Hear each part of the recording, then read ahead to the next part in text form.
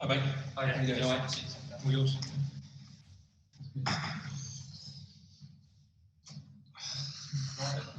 Yeah, brilliant.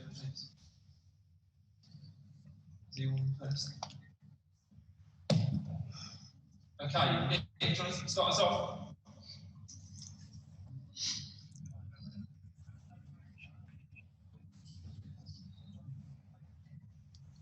Okay, Nick, where are you going?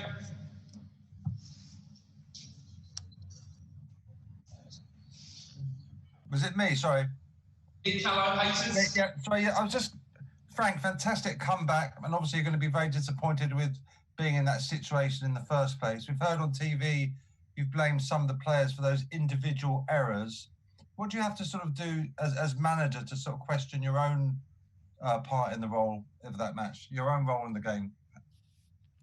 I didn't blame the players. I stated a fact on clear mistakes that led to their goals, which in a game like this in the Premier League is always going to be difficult. It's not a tactical moment. It's a turnover in possession, which we spoke about before, and the idea that the West Brom would approach the game waiting for transitions. But when moments like that happen on the pitch, you can get punished. And we were punished, which gave us a 3-goal mountain to climb, which the lads did show great character to overcome. But at the same time, it's not a position you want to be in when you come to somewhere that the team are organised, want to make it difficult, and you give them 3 goals like we gave them. I understand. So what's your overall emotion then after the match? No, mixed emotions of I'm happy to see a team fight to the last minutes to get the goals back. But I have to go back to the beginning and not be happy with the fact that we conceded that 3 shots on target and we conceded 3 goals.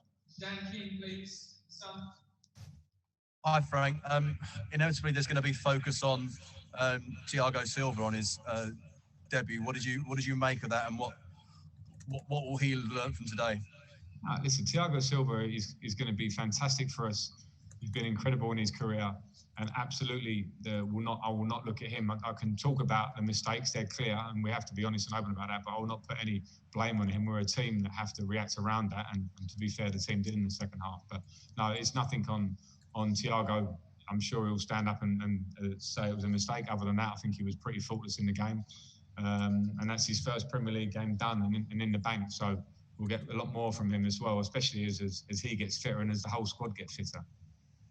If you've got any more questions, raise your hand. We're then doing Mondays, which is like 22:30 Sunday night. Any more questions to review today's game? Alan Smith. Hi Frank, just on a positive note, can I ask you about Callum's performance? Obviously he seemed to be a bit of a game changer when he came off the bench in the second half. Yeah, Callum gave me everything, gave us everything that I wanted from him in the second half in terms of the ability to go 1v1, try and take people on, gets his goal, giving us something different. And that's what Callum needs to do. That's the impact he can have for us. And it has to be consistent. And he gave himself a great platform now to continue in that vein, because it will be very important for us if he does. Jonathan Northcroft. Unmute yourself, Jonathan.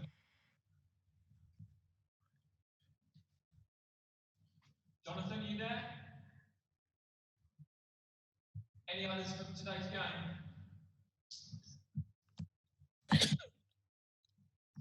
Jonathan? Sorry, Frank. Hi, can you hear me now? Yeah. Hi.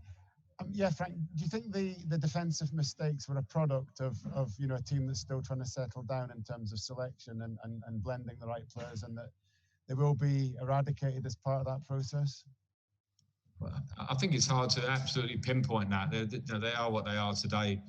Yeah, I think there's an element with the team, and not just talking about the goals they conceded, but where it's going to be a settle down process, because we haven't had much time to work. We haven't had a pre-season to bed in new players and new ideas, or what will be new ideas for them to keep moving forward. So yeah, that takes a bit of time. I'm not sure it's directly related to the mistakes for the goals today. The mistake at the set piece, for example, is something that's clear. I don't think it's whether you're new to the club or old to the club. If you're a designated man, you have to follow them. You have to make it very difficult for them to score. That's not a new thing. So there are parts of it that are just fundamentals. Okay, last one in this section, Andy Dillon.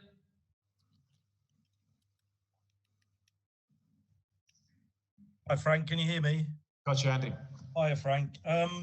I just wanted to talk about the three of the players who came on at half time. You had Azpilicueta, not came on at half time, but three crucial players of the game today: Azpilicueta, Callum, and Tammy. All players with a point to prove.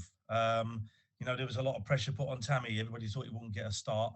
Callum's struggling to get into the team. Azpilicueta is struggling to get into the team. In a way, does this prove you right that you need to keep players sharp and hungry? Because they've come on, they've probably got a bit of a grudge against you for not starting, and they've come on and they've kind of proved a point to you, maybe? Well, yeah, I mean, in a competitive squad with people who want to play, you always want that to be honed in a positive fashion. I never had a doubt with Aspie, for instance, because of the great professional and captain that he is for this club and has been. So I expect that. But it's great to see the reaction of Callum coming on and playing the way he did and making a difference, and Tammy.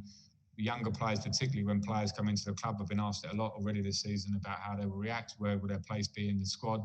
It's there for them. It's there for them to take it with both hands. A difficult game for Tammy today, where he has to keep working and fighting all the time to try and break down a back five that want to sit there, and he gets his reward at the end. So there were positives in the fact of those three you mentioned and how they reacted and how they played. We'll leave it there and we're going to do. Oh, can I just ask one more? Just one. Go on, Ad, go on.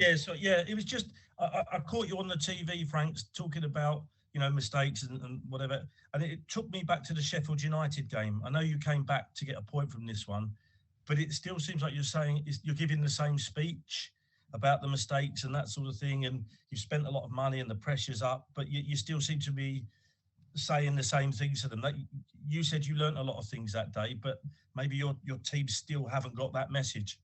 Yeah, and that's why we have to keep working, because you have to understand, be humble enough to accept the mistakes if they're clear ones or if they're focused ones or concentration ones, and the players have to get better. We're increasing the competition in the squad. We've done that. There'll always be a pretty clinical view in football that if you're going to make mistakes, you have opportunities to put them right. You have to work hard to put them right, and if you don't, then your opportunities are going to be less, and that's the ruthless nature of football. And yes, we want to improve this year from where we were last year, but there's a lot of work to be done. So I'll keep repeating the message, not just to yourselves, but I'll repeat that behind closed doors, because that's what it takes, repetition, to make sure we improve.